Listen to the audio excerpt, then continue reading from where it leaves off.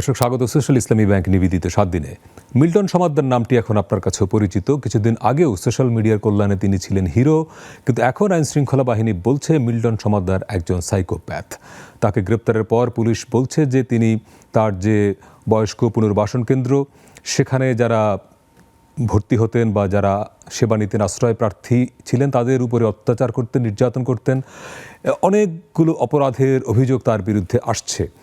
এখন প্রশ্ন হলো, এরকম মিল্টন সমাদ্দারের সংখ্যা আমাদের সমাজে, রাষ্ট্রে কত? অর্থাৎ মানবিক কাজের আড়ালে এরকম অপরাধীর সংখ্যা কি আরও অনেক? সরকার, আইনশৃঙ্খলা বাহিনী তারা কী করছে? বিশেষ করে মিল্টন সমাদ্দার এই কাজগুলো করছেন 10 বছর ধরে।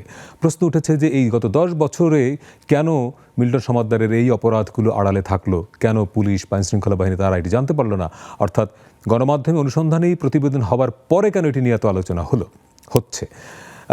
বিশেষ করে আমরা দেখব আমাদের মানবিক কাজের বৃদ্ধাশ্রম, শিশুদের পুনর্বাসন কেন্দ্র, এর বাইরেও মাদক নিরাময় কেন্দ্র অনেকগুলো আছে। তার বিরুদ্ধে বিভিন্ন সময় কিন্তু প্রতিবেদন আমরা দেখি যে এসব নিরাময় কেন্দ্রে আসলে নির্যাতন কেন্দ্র, এরকম খবর আমরা অনেক সময় দেখেছি। ফলে আজকে আমরা কথা বলতে চাইব যে মানবিক কাজের আড়ালে এই যে ধরনের অপরাধ হয়, সেগুলো কেন হয় এবং এগুলো বন্ধের আসলে উপায় কী? আমাদের সঙ্গে আছেন সমাজসেবা অধিদপ্তরের মহাপরিচালক ডক্টর আবু সালেহ মোস্তফা কামাল, আপনাকে স্বাগত। এবং আছেন প্রবীণ বিষয় লেখক ও গবেষক হাসান আলী। আমাদের সঙ্গে অনলাইনে যুক্ত হয়েছেন সম্ভবত গাজীপুর বয়স্ক পুনর্বাসন কেন্দ্রের পরিচালক মাসুমা খাতুন লিপা। আপা, আপনাকে স্বাগত। এবং আমাদের সঙ্গে অর্থনীতিবিদ কাজী খলিকুজ্জামান আহমদও যুক্ত হবেন। আমি একটু শুরু করি হাসান ভাই আপনাকে দিয়ে। সবশেষ যে ইস্যুটি এখন সারা দেশেই তোলপাড় হচ্ছে, মিল্টন সমাদ্দারের ইস্যুটি নিয়ে। 14 সাল থেকে উনি এই কাজটি করেন, মানে পুনর্বাসন কেন্দ্র এক ধরনের, গাজীপুরে, ঢাকার পাইকপাড়ায়, তাই না? 10 বছর লাগলো। সে যে একটা সাইকোপ্যাথ, সে যে একটা অপরাধী, এটি জানতে এতদিন লাগলো। আপনি নিজেও বহু বছর ধরে এই কাজগুলোর সঙ্গে যুক্ত, প্রবীণদের অধিকার নিয়ে। আপনি তার সম্পর্কে কতটুকু জানতেন? অনেক ধন্যবাদ। এটা হলো যে বাইরের থেকে বোঝা এটা খুব কঠিন একটা ব্যাপার। বাইরের থেকে যেই গেছে ওখানে, সেখানে আবেগ আপ্লুত হয়ে পড়েছে। যা হারে এতগুলি মানুষ এদের পথে পড়েছিল, এদের খাওয়া নাই, এদের শরীরে ক্ষত আছে, তাদেরকে সে নিয়ে পরিচর্যা করছে, সেবা করছে, খাবার জোগাড় করে দিচ্ছে।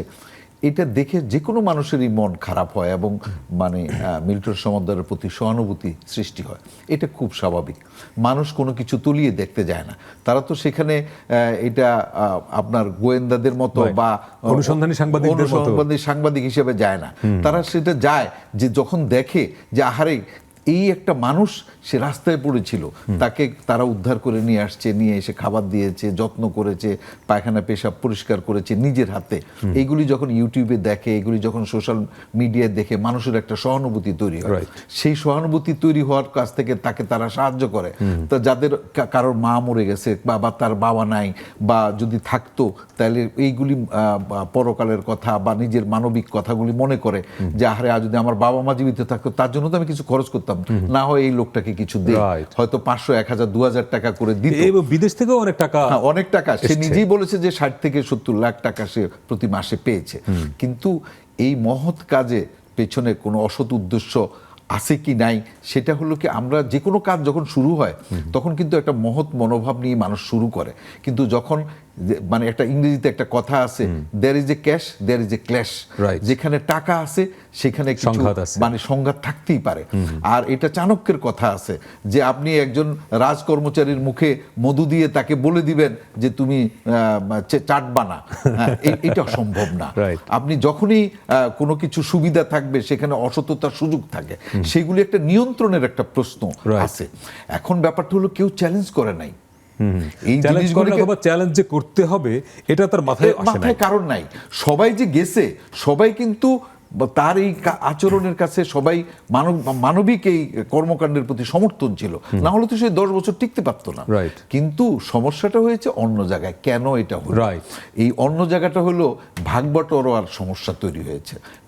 নিশ্চয়ই এর যখন এটাতে বড় অঙ্কের টাকা আসছে, সেই টাকা যখন সে বলে যে 900 লোকের দাফন করেছে, যে অঙ্কটা মিলাতে পারে না, যখন বলে যে তার এখানে 100 লোক থাকে কিন্তু কাউন্ট করলে 35-40 জনের বেশি হয় না, তাহলে এইখানে এখানে আবার যে মানে টাকার একটা নিজস্ব গরম আছে, ক্ষমতা আছে, সেই ক্ষমতার কারণে সে অন্যদের সাথে আচরণগত ত্রুটি করেছে।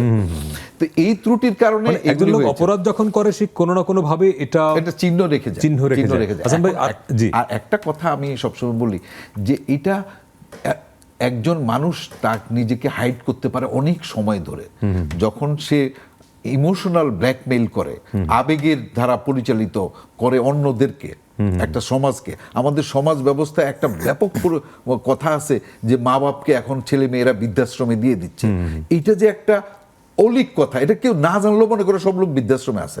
আমি সারা দেশে 15 বছর ধরে ঘুরে আসছি, আমি এখন পর্যন্ত 1500 লোক জোগাড় করতে পারি না, সবকিছু যোগফল 1500 হয় না, আচ্ছা, এখনো 1000-এর উপরে হয়। তাহলে আমাদের হাসপাতালের বারান্দায় চিকিৎসার জন্য আসা বহু লোক পড়ে আছে।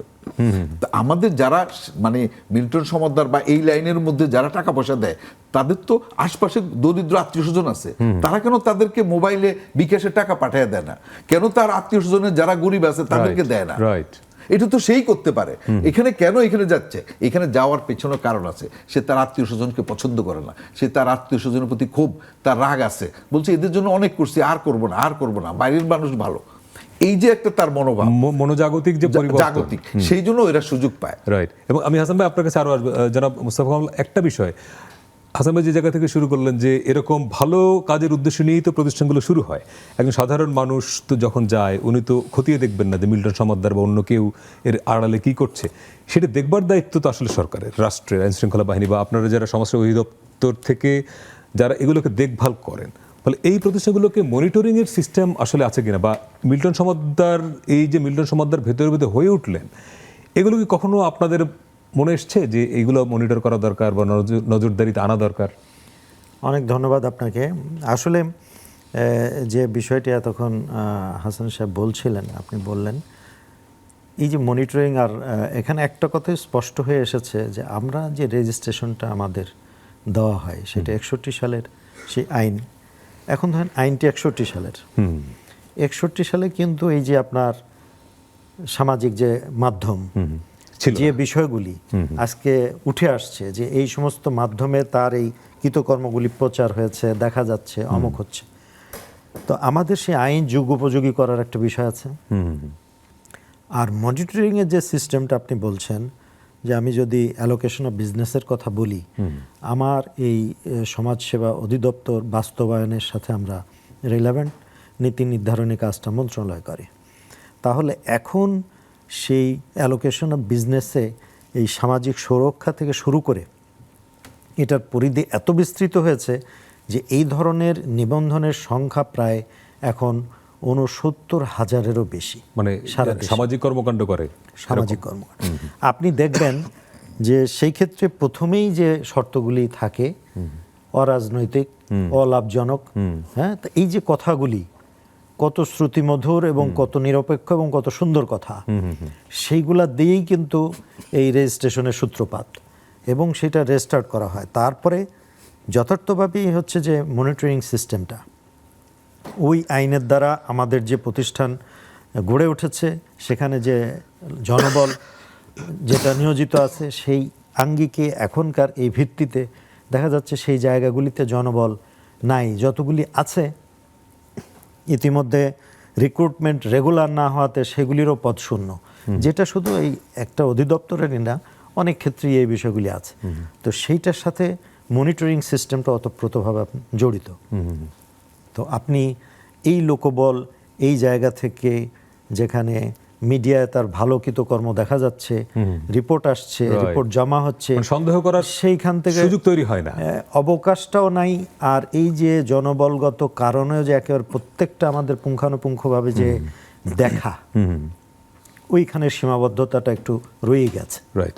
আপনার কাছে আবার আসবো মনিটরিং এর জায়গাতে। আমরা একটু অনলাইনে আমাদের সঙ্গে যুক্ত আছেন মাসুমা খাতুন লিপা, তিনি বাংলাদেশের এই বয়স্ক পুনর্বাসন কেন্দ্রের যে আইডিয়া, বলা যায় যে তার প্রতিষ্ঠান হচ্ছে তার পায়োনিয়ার। আমাদের দেখতে পাচ্ছি অধ্যাপক আমাদের সঙ্গে ডক্টর কাজী খলিকুজ্জামান আহমদও যুক্ত হয়েছেন। আমি লিপাপা আপনার কাছে একটু যেতে চাই, মিল্টন সমাদদারের এই ঘটনাটাকে আপনারা কিভাবে দেখেন যারা সামাজিক কর্মকাণ্ড করেন, বিশেষ করে এই রকমের ঘটনায় কি আপনারা যারা সত্যি সত্যি মানবিক কাজ করেন তাদের মধ্যে কি এক ধরনের কষ্ট দুঃখবোধ তৈরি হলো, বা আপনার কি মনে হয় যে মানুষের মধ্যে আপনাদের কাজ নিয়েও সন্দেহ তৈরি হবে যে এনারাও আসলে কি করে? হ্যাঁ, আপনি ঠিকই বলছেন। আমরা ভীষণ দুঃখিত যখন এই কাজটা ধরা হয়, তখন আমি আর আমার হাজবেন্ড আমেরিকাতে ছিলাম। তো আমরা এতই লজ্জিত যে এটা আসলে কিভাবে ভাষায় প্রকাশ করার মতো কিছু নাই। হ্যাঁ, তো আমার বৃদ্ধাশ্রমটা আমার হাজবেন্ডের করা। উনি ওনার সমস্ত কিছু, ওনার চিন্তা, ওনার চেতনা সবকিছু। তো উনি যেমন প্রথম থেকে এই ব্যাপারে ভীষণ সচেতন। এখন আমি অনেক কিছুতে দেখি যে হ্যাঁ, হি ইজ রাইট। যেমন সে প্রথম থেকেই সব সময় যে না, আমি 1 টাকাও কারো কাছ থেকে নিতে চাই না। আমরা অনেক সময় আমরা প্রেশারাইজ হই যে আপনারাই শুধু ভালো কাজ করবেন, আমাদের কাছ থেকে কিছু নেবেন না, একটু নেন, আমরাও দিতে চাই, আপনাদের ভালো কাজের সাথে শরিক হতে চাই। তো আমার মনে হয় যে আমার হাজবেন্ডের সেই ডিসিশনটা খুবই ভালো, এবং খুবই, এখন এসে আমার মনে হচ্ছে যে হ্যাঁ, আমরা অন্তত যে উদ্দেশ্য নিয়ে কাজটা করছি সেটা ঠিক এখন এই সময়ে উপযোগী। আমি অনেক সময় তার সাথে আমার মতবিরোধ হতো, তো এখন আমি ভীষণ হ্যাপি যে হ্যাঁ, মিল্টন সমাদ্দারকে দেখে আমি সত্যি কথা, আমার স্পিচলেস, আমার কিছু বলার নাই আর কি। তবে আমরা আরো সচেতন, আমরা আরো আমরা যেহেতু এটা মানবিক ভাবে কাজটা করছি, আমরা ভীষণ ভালোবাসার জায়গা থেকে কাজটা করি।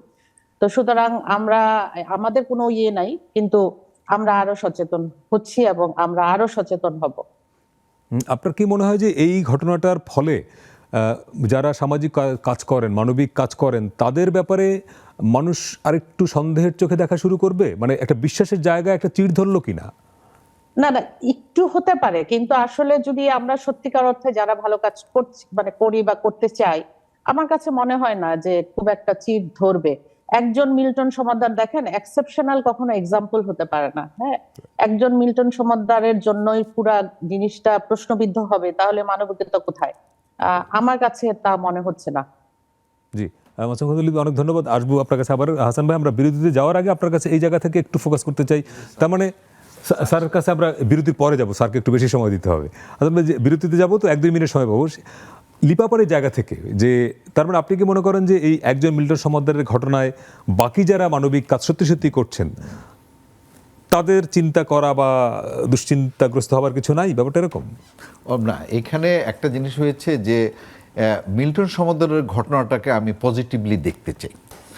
কারণ হলো যে এই ঘটনার মাধ্যমে যে অন্যরা যারা কাজ করছেন প্রবীণ ইস্যুতে বা অন্যান্য ইস্যুতে, মানবিক সমস্ত কাজের ইস্যুতে যারা কাজ করেন, তারা আরো বেশি কাজের ক্ষেত্রে স্বচ্ছতা দেখাতে পারবেন। হ্যাঁ, সতর্ক না, স্বচ্ছতা দেখাতে পারবেন, কারণ তাদের ট্রান্সপারেন্সির প্রশ্ন আছে।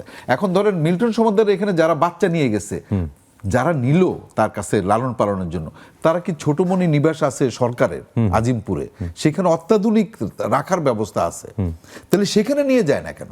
রাইট, কেন মিল্টন সমাদ্দারের কাছে নিয়ে আসতে হবে? সরকারের তো ব্যবস্থা আছে।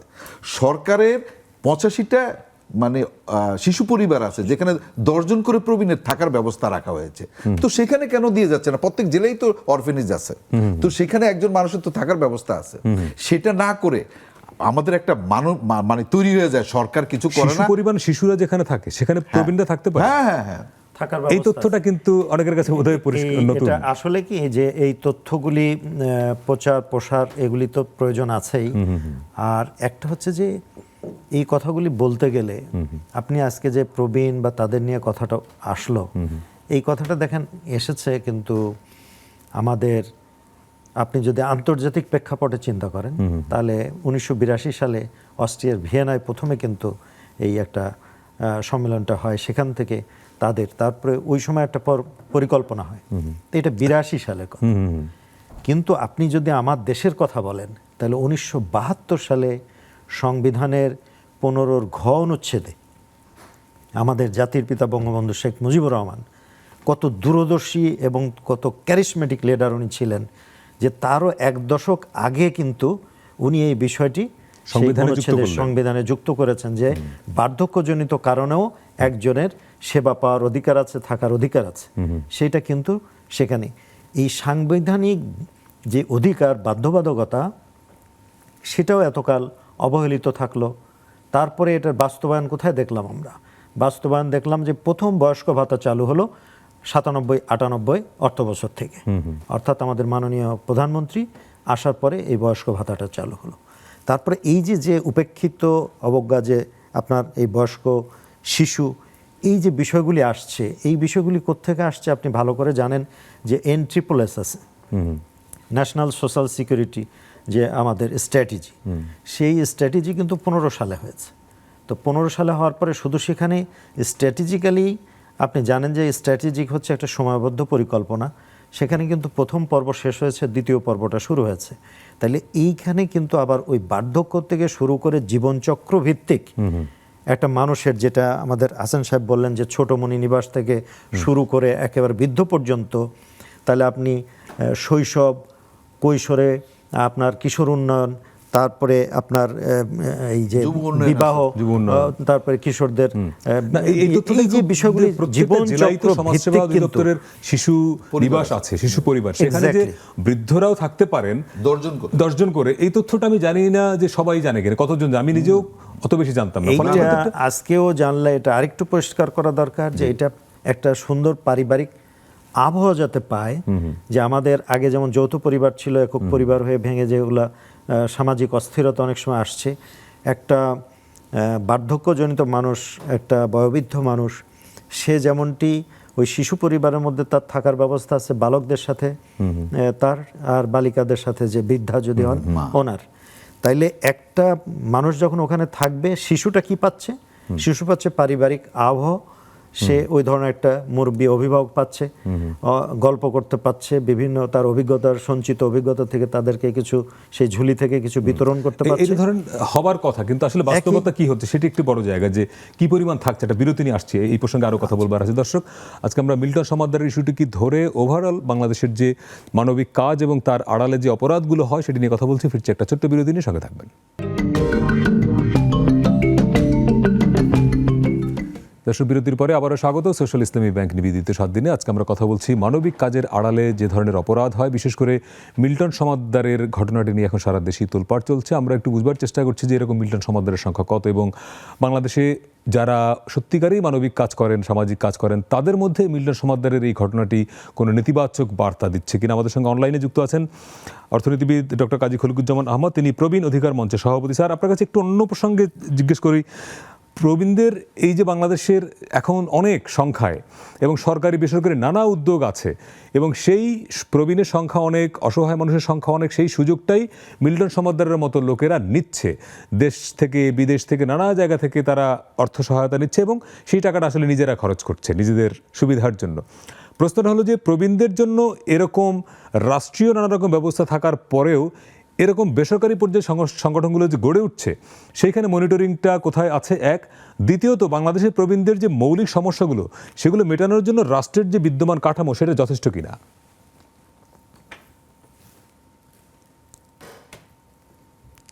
স্যার, আপনি কেমন?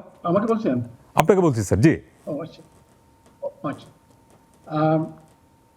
সরকারি যে প্রতিষ্ঠানগুলো আছে সেগুলোতে ব্যবহার না করে বেসরকারি কেন যাওয়া হচ্ছে, এটা একটা প্রশ্ন। হচ্ছে কি, বাংলাদেশে যারা ব্যবস্থা করেন তাদের অনেকেই সবকিছু জানেন না বা জানতে চান না, আর তদারকির ব্যবস্থাটা খুবই দুর্বল।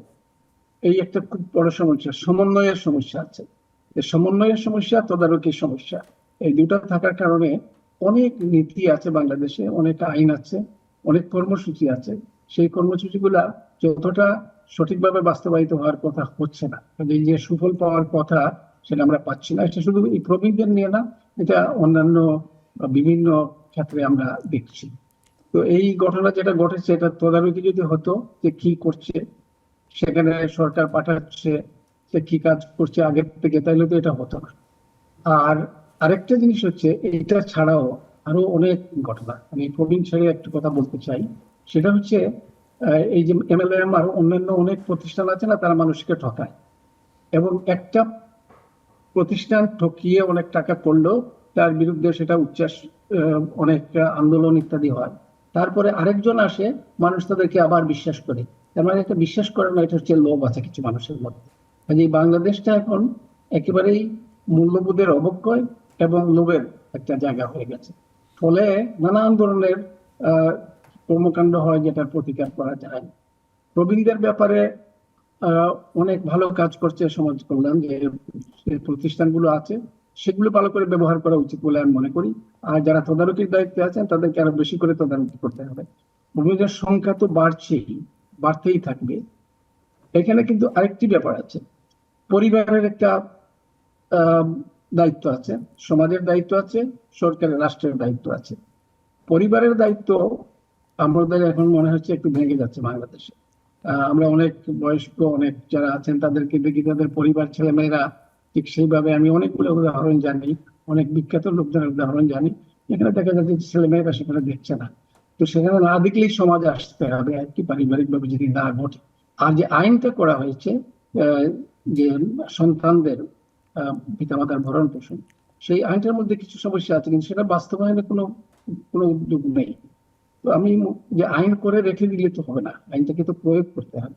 সেই প্রয়োগ করার দিকে আমাদের নজর নেই। অনেক আইন আছে আমাদের, সুন্দর সুন্দর আইন আছে, নীতি আছে, কর্মসূচি আছে, এমনকি অনেক জায়গায় টাকা বরাদ্দ আছে, কিন্তু তারপরেও দেখা যায় কাজ হয় না, সেটা প্রয়োগটা হয় না।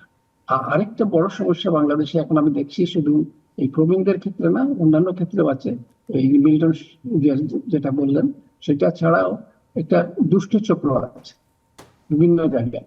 একা তো সব কিছু করতে পারে না, তার সহযোগী লাগে। কাজে এই সহযোগী কোথা থেকে আসে সেটা কিন্তু আমরা দেখি না, তদারকি করি না। এবং দুষ্ট চক্রগুলো বিভিন্ন লম্বা হাত তাদের হয়ে যায়। একজন অনেক কুকর্ম করে অনেক দিন পার পেয়ে যায়, তারপরে তাকে জবাবদিহির সম্মুখীন করা হয়। এই জায়গাটাতে যদি আমরা কাজ না করি, প্রবীণদের বেলায় বলি আর অর্থনীতির বেলায় বলি বা সমাজের ব্যাপারেই বলি, আমাদের যে অগ্রগতি যেটা হচ্ছে, অনেক অগ্রগতি হয়েছে অর্থনৈতিক সামাজিক, কিন্তু তার মধ্যে এই প্রশ্নবিদ্ধ অনেকগুলি ঘটনা ঘটে যাওয়াতে সেটা যতটা যাওয়ার কথা ততটা যাচ্ছে না। সেই জন্যই আমার মনে হয় আমাদের নজর দিতে হবে, বিশেষ করে সরকারিভাবে, সেটা হচ্ছে তদারকিটাতে খুবই জোরদার করতে হবে। এবং দ্বিতীয়ত হচ্ছে সমন্বয়। মানে একটা মন্ত্রণালয় বা একটা প্রতিষ্ঠান সব কাজ করে না, বিভিন্ন জনের বিভিন্ন দায়িত্ব থাকে, সেখানে খুবই কম হচ্ছে সমন্বয়টা আর বাড়াতে হবে।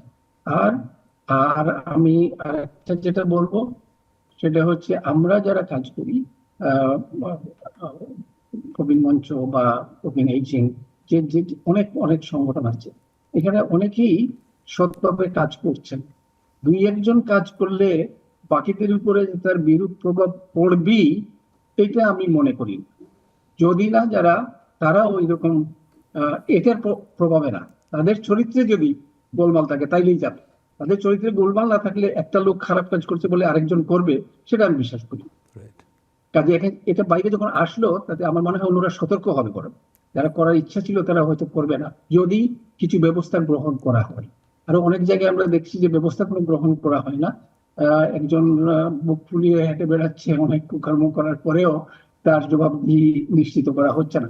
সেটা যদি এই বেলায়ও হয়, তাহলে আরো অনেকেই হয়তো সেই পথে হাঁটবে। স্যার, আমি আপনার কথায় যতটুকু বুঝতে পারছি, আপনি নজরদারি বাড়ানোর কথা বলছেন। তার মানে মিল্টন সমাদরের ঘটনাটি ঘটলো বলে, পুলিশ ধরতে পারলো বলে এবং গণমাধ্যমে রিপোর্ট হলো বলে এখন সারা দেশে তোলপাড় হচ্ছে। কিন্তু আসলে এরকম মানবিক কাজের আড়ালে এরকম আরো অপরাধী আছে কিনা সেটি খুঁজে বের করার ওয়েটা কি, মানে সেটা কিভাবে সম্ভব? না, যে সব জায়গায় তো দায়িত্বপ্রাপ্ত প্রতিষ্ঠান আছে, দায়িত্বপ্রাপ্ত ব্যক্তি আছেন। আমার ধারণা এখানে সমাজ কল্যাণ দায়িত্বপ্রাপ্ত যদি হয়ে থাকে, তাহলে সমাজ কল্যাণ অধিদপ্তর, মন্ত্রণালয় তাদেরকে আরো বেশি নজরদারি রাখতে হবে। কারণ একজন এতদিন তো করতে পারে না, একজন যদি নজরদারি থাকে এতদিন কি করে করে। 10 বছর আরেকটা হচ্ছে যেটা বললাম, এখানে হয়তো যোগ সাজসের ব্যাপার আছে, এখানে হয়তো কেউ তাকে সহায়তা করছে, কে করছে তাকে সেটাই প্রশ্ন, জবাবদিহি করা হয়, তাহলে অন্যরাই সেই পথে যাবে। বুঝতে পারি। জি, জনাব খলিকুজ্জামান আহমদ, অনেক ধন্যবাদ। জনাব মুস্তফা কামাল, স্যার যে জায়গা থেকে শেষ করলেন যে একজন লোক বছরের পর বছর ধরে অপরাধ করে পার পেয়ে যায় বা তার অপরাধটা ধরা পড়ছে না, রাষ্ট্রের কোনো না কোনো শক্তিশালী জায়গা থেকে হয়তো তার প্রশ্রয় বা এক ধরনের প্যাট্রোনাইজেশন থাকে।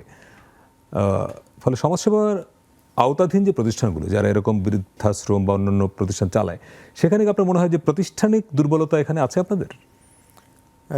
এই বিষয়গুলি প্রথমেই কিছুটা আলোচনা এসেছে যে জনবল, অবকাঠামোগত যে বিষয়গুলি সেগুলি তো আছেই, এটার সাথে ওতপ্রোতভাবে জড়িত। তার সাথে সংখ্যা এবং সময়, এই দুটাও একটা বিবেচ্য বিষয়, যে ৭৯,০০০ এবং কত দিন কত জায়গায়, এই বিষয়গুলি যেমন আছে। আমি আগেই বলেছি যে কথাগুলি দিয়ে শুরু হয় অরাজনৈতিক, অলাভজনক, সমাজের সেবা, সেই জায়গাগুলি থেকে একটা হচ্ছে বাস্তবতা আর একটা হচ্ছে তাত্ত্বিক বিষয়। তাত্ত্বিক যে আমাদের ওখানে আইনে হয়তো বলা আছে যে তুমি একটা রিপোর্ট দাও, হয়তো সবাই রিপোর্ট পাচ্ছে, রিপোর্ট কোনো জায়গায় ঠিক নিয়ম মতো দেওয়া হচ্ছে না, রিপোর্ট সেগুলোকে কম্পাইল করে দেখাও হয় না। যে জিনিসগুলি হলো যে এইগুলি পাওয়ার পরও যখন দেখা যাচ্ছে যে সেইগুলি তো নিজের দোষের কথা কেউ বলে না, সেটা যথার্থভাবেই বিভিন্ন ধরনের সংস্থার কথা আপনি বলেছেন, তো সেই সংস্থাগুলির মধ্যে সমন্বয় দরকার। এগুলির আরও যে আমাদের ভিশনারিভাবে চিন্তা ভাবনা করতে হবে যে এগুলির এখন যেমন কারিগরি সাইডটা এসেছে, আমরা আমাদের শিশু পরিবার, আমাদের অফিসগুলিতে সিসি ক্যামেরা দিয়ে আমরা এগুলা করছি। এখন দুর্নিয়ন্ত্রিতভাবে সিসি ক্যামেরা দিয়েও কিন্তু কোনো একটা জায়গাতে তাদের কাজকাম সম্বন্ধে কিন্তু সেটা বিষয়গুলি দেখা যায়। ৬৯,০০০ বা এরকম হাজার হাজার প্রতিষ্ঠানে তো এই যে আপনার কাছে উত্তরটা পেয়ে যাচ্ছি যে এই যে একটা বিরতি নিয়ে আসছে, এই জায়গাটা আরেকটু ফোকাস করব, আরেকটা বিরতি নিয়ে আসছে। দর্শক ফিরছি আরেকটা ছোট্ট বিরতি নিয়ে, সঙ্গে থাকবেন।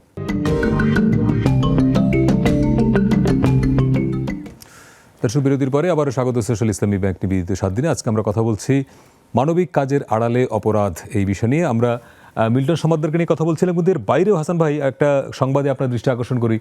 চ্যানেল 24-এর একটি খবর যে পশু প্রেমের আড়ালে আফজাল খানের যত কুকীর্তি। আফজাল খান মানে আমরা ওনাকে রবিন হুড নামে চিনি, যিনি প্রাণী রেস্কিউ করেন এবং অনেক খুব আলোচিত মানুষ। মিল্টন সমাদ্দারের মতে তিনিও খুবই সোশ্যাল মিডিয়ায় আলোচিত মানুষ, কিন্তু দেখেন এখন তাকে নিয়েও রিপোর্ট হচ্ছে। তার মানে কি, যারাই সমাজে ভালো কাজ করেন বলে পরিচিত, একটা অনেকেই কোনো না কোনো সময় তার আসল চেহারাটা বেরিয়ে যাচ্ছে।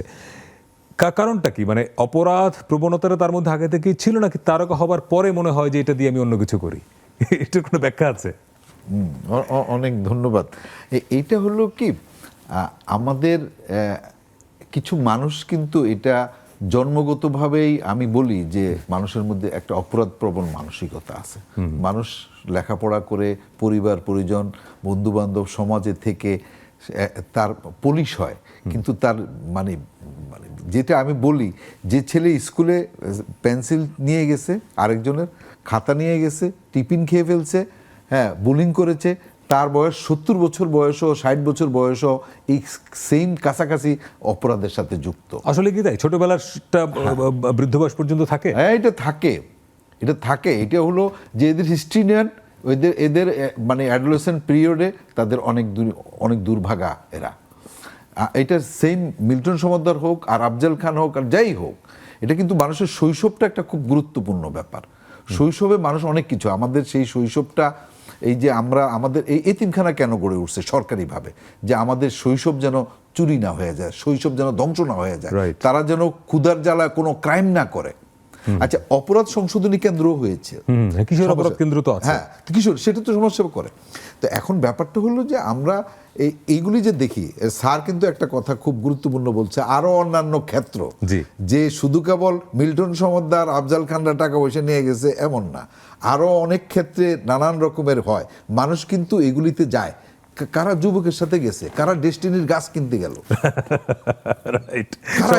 সমাজের মানে খুব পশ লোকজন গেছে। এখানে আপনি খুবই গুরুত্বপূর্ণ লোক, আপনি এখানে যে গাছ কোথায় এই কথাটা জিজ্ঞেস করলো না, আপনি এইভাবে যে শেয়ার মার্কেটে হুমড়ি খেয়ে পড়ে যে ফতুর হয়ে গেল, এইটা তো আপনি না, আপনার ধরেন ইভ্যালি, যেটা অনেক আলোচনা হলো, যে আপনি একটা প্রোডাক্টের যা দাম তার অর্ধেকের চেয়ে কম দামে আপনাকে দিচ্ছে, এটা আপনার মাথায় আসলো না যে এটা কিভাবে সম্ভব? কিন্তু মানুষ লোভে পড়ে হোক, যেভাবেই হোক, অসংখ্য মানুষ প্রতারিত হলো। তারপরে সরকারের কাছে বিচার চাইলো, হ্যাঁ সরকার দেখলো না, এই করলো। তুমি দেওয়ার সময় কি সরকারের জিজ্ঞাসা করছিলে? তো তুমি কি সরকারের থানায় জিজ্ঞাসা করছিলা যে এই আমি যে এখানে ইনভেস্ট করতে যাইতেছি, আমার কি এটা কি হবে? এখন এইখানে আমি এই কথাটা খুব মানে একদম পরিষ্কার করে বলতে চাই যে আমাদের আপনি যত কঠিনভাবেই মানুষকে মানে নিয়ম শৃঙ্খলার মধ্যে আনেন না কেন, সে কোনো না কোনো ফাঁক ফোকর খুঁজে সে একটা ক্রাইম করবে। কিন্তু এটা কবে বন্ধ হবে? এইগুলি নিয়ে প্রশ্ন Right, হওয়া উচিত right. যে এটা কিভাবে বন্ধ হবে। এটা স্যার না, সেই কিভাবে উত্তরটা আমরা যাব। হ্যাঁ, উত্তরটা হলো যে আপনি যখন উত্তরাধিকারের প্রশ্নটা লিমিট করে দিবেন, যে কারোর একটার বেশি বাড়ি থাকলে আর সেকেন্ড কিনতেই পারবে না, রাইট।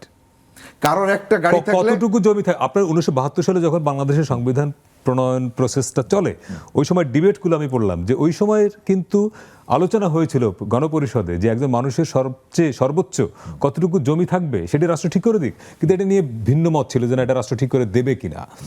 কিন্তু এটা ঠিক করে না দেওয়ার ফলে এখন কি হয়েছে, এখন আপনার টাকা আছে, আপনি যা ইচ্ছা তাই কিনতে পারেন, মানে টাকা থাকলে আপনি কিনতে পারেন। সেটা আর এটার কি শুধু আপনি এই দেশে যে সারা দুনিয়া ব্যাপী খাবার নষ্ট হয়, বাংলাদেশেও কি খাবার কম নষ্ট হচ্ছে? আমাদের যে অভাবের দেশ, আপনি মানে বিয়ের অনুষ্ঠান, জন্মদিনের অনুষ্ঠান, বড় কোনো অনুষ্ঠানে আপনি দেখবেন টেবিলে কি পরিমাণ খাবার নষ্ট করে। তো এই যে নষ্ট করা, এটাও কি অপরাধের শামিল কিনা আপনাকে ভাবতে হবে। আপনি আপনার যতটুকু খাবার নেওয়ার দরকার ততটুকু নিলেন, কিন্তু আরো খাবার যে নষ্ট করে দিলেন, সেটা পশু পাখি পর্যন্ত খেতে পারে না, সেটাকে প্যাকেট মানে এটা আপনি বলছেন ওভারঅল মানুষের ভেতরের যে প্রবণতা, সেই প্রবণতার ধারাবাহিকতায় মিল্টন সমদ্দার হয়, আফজাল খান হয়, আরো অনেক খানেরা হয়, আর অনেক খান হয়। কিন্তু আপনি যে একটা খুব ভালো পয়েন্ট রেজ করলেন যে ভবঘুরে কেন্দ্র, জনাব মুস্তাক, ভবঘুরে কেন্দ্রও তো আপনাদের আওতায় বোধ হয়, স্বরাষ্ট্র অধিদপ্তরের আওতায় বোধ হয়, এবং সেখানে সেই ভবঘুরে কেন্দ্র সরকারের যদি থাকে, রাস্তাঘাটে এত ভবঘুরে আমরা দেখি কেন? এখন এইটা ধরেন যে আমরা 7.5 কোটি বাঙালি ছিলাম আমাদের জাতির পিতার ভাষণের সময়, জি, এখন 18 কোটি, এখন 18 কোটি। তা এখন আনুপাতিক আগে, এখন এই যে একটু আগে প্রবীণদের কথা বলা হলো, তো আমার দেশের মোট জনসংখ্যার 1,53,26,719 জন বিবিএস এর তথ্য মতে প্রবীণ, মানে সবশেষ জরিপ অনুযায়ী। সবশেষ জরিপ অনুযায়ী। এই সংখ্যাটা এই যে 25 সাল আসলেই 1,80,00,000 হয়ে যাবে, প্রায় 2 কোটি, প্রায় 2 কোটি। প্রায় 2 কোটি মানুষ পৃথিবীর অধিকাংশ দেশে, পুরো দেশেই নাই। নাই, এক্স্যাক্টলি। এই যে 2 কোটি নাই বললেন, তাহলে এইটার সাথে দেখেন একটা রিলেভেন্ট যে এই যে ভাতা চালু হলো, আপনি এটারই আবার প্রায় 61 লক্ষাধিক মানুষকে সরকার কিন্তু কাভারেজে এনেছে ভাতার। এখন যদিও বা ওইটা কিছুই না, কিন্তু যে জিনিসটা তার কাছে মনে হচ্ছে, আপনার কাছে মনে হচ্ছে 600 টাকা, 500 টাকা, সরকারের কাছে কিন্তু 1,000 কোটি টাকা। 4,000 কোটি টাকা। 4,000 কোটি আপনি চিন্তা করেন যে আমার বাংলাদেশের যখন প্রথম বাজেট ছিল 786 কোটি টাকা, সারা দেশের বাজেট। এখন আমার শুধু সমাজসেবার সামাজিক অধিদপ্তরের এই খাতে বাজেটই হচ্ছে 7,000 কোটি টাকার অধিক। তাহলে সেই জায়গায় বাজেট আছে, সরকারের ব্যবস্থাপনা আছে, তারপরেও আমরা ভিক্ষু ভবঘুরে রাস্তায় তো কম দেখি। এত বেশি দেখছেন কেন? যে একটা ভবঘুরেকে আপনি যে দৃষ্টিকোণ থেকে ভবঘুরে বলছেন, যারা মাদক অধিদপ্তর তাদের দৃষ্টিকোণ থেকে ভবঘুরে একরকম, আচ্ছা, আমার সমাজ বিজ্ঞানের দৃষ্টিকোণ থেকে ভবঘুরের সংজ্ঞা একরকম, যে পুলিশ যে তার দৃষ্টিকোণ থেকে ভবঘুরে সে তাকে দেখছে। কিন্তু একটা ইউনিফাইড সংজ্ঞা থাকা উচিত না? অবশ্যই ভবঘুরের ইউনিফাইড সংজ্ঞা আছে, আপনিও জানেন আমিও জানি, কিন্তু এই যে আমাদের দেখার দৃষ্টিভঙ্গি, সেই জায়গাতেই আমাদের শ্রদ্ধেয় স্যার খলিকুজ্জামান স্যার বলেছেন যে একটা সমন্বয়ের বিষয়, আন্তঃসমন্বয়, এই বিষয়গুলি কিন্তু আমাদের ওই দেখার দৃষ্টিকোণগতভাবে যে যার অঙ্গনের সেটাকে সেই ততটুকু কাজ করতে পারলেই কিন্তু এইগুলির কিন্তু সুরাহা করা সম্ভব। সমন্বয়, আমরা প্রত্যেকটা ইস্যুতেই যখন কোনো বিষয়ে কথা বলি বারবার এই প্রশ্নটাই আসছে, সমন্বয়হীনতা। আমরা একটু মাসুমা খাতুন লিবা আপনার কাছে আসবো, একটা ছোট্ট বিরতির আপনার কাছে আসছি। দর্শক, ফিরছি আর একটা ছোট্ট বিরতির সঙ্গে থাকবেন। দর্শক, বিরতির পরে আবারও স্বাগত সোশ্যাল ইসলামী ব্যাংক নিবেদিত 7 দিনে। আজকে আমরা কথা বলছি সামাজিক কাজের আড়ালে অপরাধ প্রবণতা। আমাদের সঙ্গে অনলাইনে যুক্ত আছেন গাজীপুরের বয়স্ক পুনর্বাসন কেন্দ্রের পরিচালক মাসুমা খাতুন লিপা আপা। একটা বিষয়, এই যে প্রতিষ্ঠানগুলো অর্থাৎ সরকারের বাইরে যারা ভলান্টারি করেন, আপনাদেরটা আপনি যেটা শুরু থেকে বললেন যে আপনি বাইরের কারোর সহায়তা নেন না, আপনারা নিজেদের টাকায় এটা চালান, কিন্তু মিল্টন সমাদ্দারদের মতো লোকেরা বা এরকম আরও যারা, মিল্টন সমাদ্দার একটা খারাপ উদাহরণ, কিন্তু ভালো উদাহরণ অনেক আছে, যারা নানা রকমের মানুষের দান নিয়েই প্রতিষ্ঠানগুলো চালান। মানুষের দানের অর্থে যদি চলে, সাধারণ মানুষ উইলিংলি যদি পয়সা দেয় তাহলে তো অসুবিধা নাই, কিন্তু দান নিয়ে বাংলাদেশের মানুষের যে দানের যে প্রবণতা, সেটি নিয়ে কিছু ভিন্ন মতো আছে, সেই জায়গায় একটু যদি আপনি ফোকাস করেন। না, আমি আসলে আমার অভিজ্ঞতাটা আমি বলছি যে আমি যেটা দেখেছি এখন থেকে, যে বাংলাদেশের মানুষের যে দান দেয়, দানের কোয়ালিটি ভীষণ খারাপ। আপনি যদি এটা দেখেন, বাংলাদেশের মানুষের মানে দানের কোয়ালিটি ভীষণ খারাপ। আপনি দেখবেন যে জাকাতের কাপড় সবচেয়ে কম দাম। দোকানে সাইনবোর্ড লেখা থাকে এখানে তারপরে জাকাতের কাপড় পাওয়া যায়। হ্যাঁ, জাকাতের পাওয়া যায়, হ্যাঁ। তো এখন এইটা কেমন শুধু শুধু যে কোয়ালিটি খারাপ তা না, দানটা মানুষ ভীষণ অবহেলা করে দেয়। হ্যাঁ, আমি ওল্ড হোমের ওই যে যখন আমি আমার হাজবেন্ডকে অনেক সময় আমাকে অনেক বন্ধুরা বলতো যে তুমি কেন, আমরাও একটু দিতে চাই, আমরাও একটু সওয়াব কামাইতে চাই। তো মাঝে মাঝে হঠাৎ করে তাদের প্রেসারে আমরা এরকম করেছি। হ্যাঁ, যে একবার দুবার, আচ্ছা ঠিক আছে, আমি আমার হাজবেন্ডকে বুঝিয়েছি যে দেখো আমরা কি সবাই আমাদেরকে গিফট দেয়, তো আমরা কি নেই না, তো ওনাদেরকে দিলে তোমার সমস্যা কোথায়? তারপরে সে একবার দুইবার যারা একটু সেটা করতে গেছে এবং সেখানে যখন তাদের সেই যে ভঙ্গি এবং সেই যে গিফটের যেই জিনিসগুলো অনেক সময় থাকে এত অবহেলিত, তো তখন থেকে আমরা ভীষণ সচেতন যে না, এটা করা যাবে না। কারণ তখন থেকে আমি একটা জিনিস বুঝলাম যে দান আর গিফট এক জিনিস না। দান অনেক অবহেলিত, বাংলাদেশের দানের কোয়ালিটি খারাপ, মানসিকতা খারাপ থাকে, কোনো যেভাবে ইচ্ছা সেভাবে দিতে চায়। এতিমখানা যখন করে সেটার মধ্যে কনসার্ন থাকে না যে বাচ্চাগুলি ঠিক মতো প্রপারলি মানুষ হচ্ছে কিনা, তারা যে টাকা পয়সাটা দিচ্ছে তাদের সেই খাবারটা ঠিক মতো হচ্ছে কিনা। তো সেইভাবে আস্তে আস্তে এখন যেটা হয়েছে, আর আরেকটা জিনিস যেটা, সেটা হচ্ছে যে বাংলাদেশে এখন তো ভাইরালের যুগ চলে আসছে।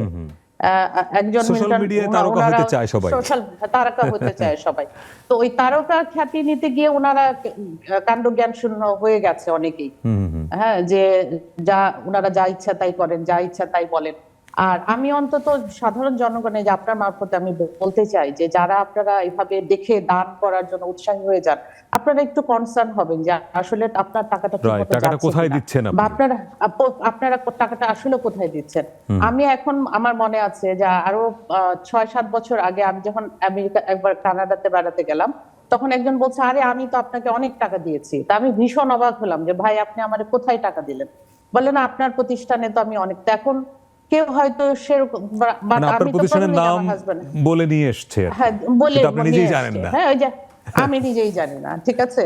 তো এখন এই সেই জন্য আমি বলছি যে যারা দান করতে চান, এবং আমরা একটু অলস বাংলাদেশের মানুষ, আমরা কি করি যে মনে করি যে আচ্ছা ঠিক আছে উনার মারফতে যদি একটু দিয়ে দেই বা কেউ এখানে দিয়ে নিজের একটা মেন্টাল স্যাটিসফ্যাকশন, ওই যে বললাম যে যেহেতু দানের কোয়ালিটিটা খারাপ, দানটাকে খুব হেলাফেলা করে দিতে চায়, এই জন্য যে কোনো জায়গায় এরকম দেখলে তাদেরকে দিয়ে ওনার একটা মানসিক শান্তি পায়। আসলে এই জিনিসটা করা উচিত না। কারণ যারাই মিল্টন সমাদদারকে তৈরি করেছে তারা কি ভয়ঙ্কর একটা জিনিস তৈরি করেছে, তারাও যদি একটু ভেবে দেখেন যে উনারা হয়তো কেউ বিদেশ থেকে $100 উনাদের কাছে কিছু না।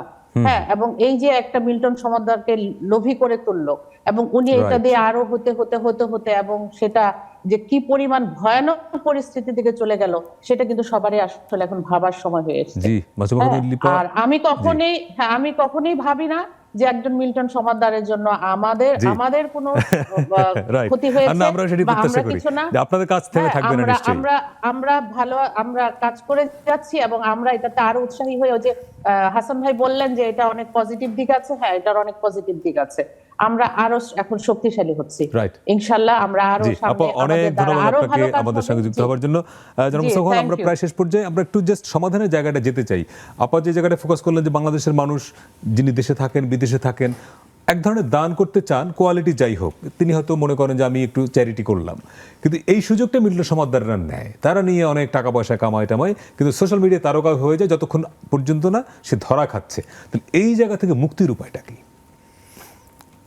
আসলে আলোচনার শেষে এই উত্তরণের পথ খোঁজা বা এইটাকে তুলে ধরা, এটাই মনে হয় যে একটা ভালো উদ্দেশ্য আমার এই আজকের উদ্দেশ্য। তাই এখন যে বিষয়টা একটু আগে হাসান সাহেব বলছিলেন যে, আর আমাদের যে ম্যাডাম তখন বললেন, প্রত্যেকের দুইটা কথার থেকে একটা জিনিস স্পষ্ট হয়ে আসছে যে এখানে মানসিক দৈন্যতা এসে গেছে আমাদের মধ্যে, যে কিছু কিছু মানসিক দৈন্যতা। তো এই দৈন্যতার থেকে আমাদেরকে পরিত্রাণ পেতে হবে এবং আমাদেরকে ওই দৈন্যতা কাটিয়ে উঠতে হবে। একটা হচ্ছে যে আমাদের আর্থিক দৈন্যতা, যেমন আমরা হতদরিদ্র বলি, দরিদ্র বলি, মানসিক দৈন্যতা আছে। স্বাস্থ্য যেরকম আপনার ফিজিক্যাল হেলথ, মেন্টাল হেলথ, ঠিক আপনি যদি ওই দৈন্যতা খুঁজেন, আপনি মূল্যায়ন করার সময় অবমূল্যায়ন একটা শব্দ আছে। তাহলে এই যে নীতিগত যে সমস্ত অবমূল্যায়ন হয়েছে, আমাদের নৈতিক অবক্ষয়, অবমূল্যায়ন যেগুলো হয়েছে পারিবারিক দিক থেকে, সেই জায়গাগুলিকে একটা পরিবার, একটা শিশু, একটা জাতি যেখান থেকে হয়, আজকে আপনার একটা শিশু জন্ম নেয়, সেই শিশুটা একসময় শৈশব, কৈশোর, এই যে তার জীবনচক্র শেষ করে শেষে পরিণতিতে মৃত্যুর মুখে যায়। কোনো পর্যায়ে কিন্তু থেমে নাই, শিশুর থেকে শুরু করে প্রবীণ সব নিয়ে আমরা কথা বললাম। প্রত্যেকটা জায়গাতেই কিন্তু এইরকম, এই জীবনচক্রের প্রত্যেকটা জায়গাতেই ওই একটা চক্র আছে, আমাদের শ্রদ্ধেয় খলিকুজ্জামান স্যার বলেছেন। তো সেই চক্রগুলোও চিহ্নিত। অসুবিধার জায়গা হচ্ছে যে আমরা যদি চিহ্নিত না করতে পারতাম, রাইট, তাহলে problem। অসুখটা চিহ্নিত করা খুব জরুরি। হ্যাঁ, তো অসুখটা চিহ্নিত যেহেতু হয়েছে, সুতরাং ওষুধটা আমার বের মনে হয় করতে হবে। ওষুধটাও পাওয়া সহজ। সেটা কি, যে এখানে পশু প্রবৃত্তি একটা মানুষের মধ্যে যেমন থাকে, মানবতার দিকটাও থাকে। রেশনালিটি হচ্ছে যে আনুপাতিক মানবিকতা যার যত বেশি সে তত ভালো মানুষ। রাইট, যেমন দেখেন যে এপিজে আবুল কালাম একটা কথা বলেছিলেন যে আমি পাখি পুষছি, পাখি থাকছে না, চলে যাচ্ছে। তো উনি তখন বললেন যে তুমি এইভাবে পাখি প্রেমী যদি হও তো তুমি গাছ লাগাও। তো গাছ লাগানো হলো, সেই গাছ বড় হলো, পাখি বসলো। সেই গাছে প্রচুর পাখি আসলো, বাসা বাঁধলো, তারা কোথাও যায় না, ওই সন্ধ্যার সময় নিড়ে এসে ফিরে কিচিরমিচির ডাকে, সকালে কোলাহল করে। এই যে যে বিষয়গুলি, যে একসময় আপনি যাকে পেতে চাচ্ছিলেন, কিন্তু দেখেন মানে পাখি পালার সাথে যদি কেউ বলে গাছ লাগাও, আপনি সাময়িকভাবে এটাকে সম্পর্কিত করতে পারবেন না। কিন্তু আসলে সেই গাছটা যখন হলো মহিরুহে পরিণত হলো, তখন মানে পাখির আমাদের সাথে- চিন্তার জায়গাটা পরিবর্তন Exactly, আনা খুব সেই জরুরি। জায়গাটা হাসান ভাই, লাগবে। আমরা একদম শেষ পর্যায়ে হাসান ভাই 1 মিনিটে বা 2 মিনিটে যদি আপনি শেষ করতে পারেন, যে আমরা এই আলোচনা করতে চাই না, অর্থাৎ মূল্য সমাদদারদের মতো আরো যদি থেকেও থাকে আমাদের সমাজে, আমরা চাই না মানে তারা সত্যি সত্যি এই মূল্য সমাদদার তৈরি হোক, সত্যি সত্যি মানবিক কাজ যারা করেন, সামাজিক কাজ করেন, তারাই তারকা হন, আমরা সেটা চাই। সেজন্য কি করতে হবে? না, তারকার বিষয়টা আমি এখন নাকচ করে দিই। তারকা হওয়ার তারকা প্রতি- বলছি আমরা positive না, অর্থে। তারকা হওয়ার যে একটা প্রবণতা, তখন সে ন্যায় অন্যায় বোধের মধ্যে আর থাকে আচ্ছা, না। এটা তাকে একটা একটা ভালো point। আত্মতৃপ্তি থাকতে হবে যে আমি একটা ভালো কাজ করেছি।